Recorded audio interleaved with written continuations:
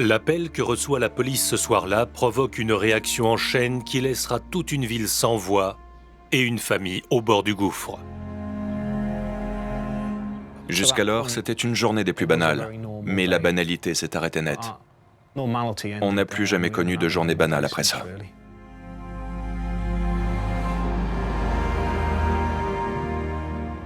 Paul et Coral Jones vivaient entourés de leurs 3 enfants, Jasmine, Harley et April, dans la petite bourgade galloise de Mahenlef. Comme presque partout ailleurs, la matinée commence par le petit déjeuner des enfants. Chaque matin, en me levant, je réveillais April et Harley. Ce jour-là, j'avais réveillé April et l'avais laissée avec Coral, en disant à Harley de descendre pour le petit déjeuner. Une journée comme une autre.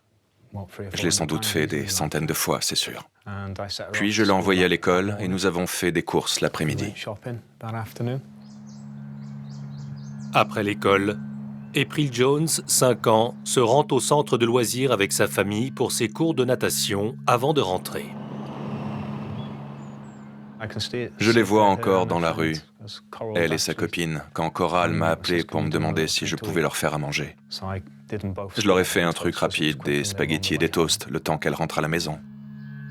2 toasts chacune et des pâtes entre les deux. Elles ont tout fini.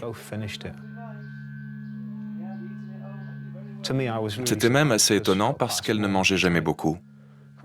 Elle était toute menue, mais elle avait tout dévoré et ça m'a fait plaisir. Je m'en souviens parfaitement, ce repas, jusqu'à l'odeur. Peu après le dîner, April rejoint son ami dehors pour jouer. Nous l'avions laissée jouer dehors parce qu'elle avait un bon bulletin. Oui, elle l'avait reçu le jour même. Ce qu'il se passe par la suite reste un mystère.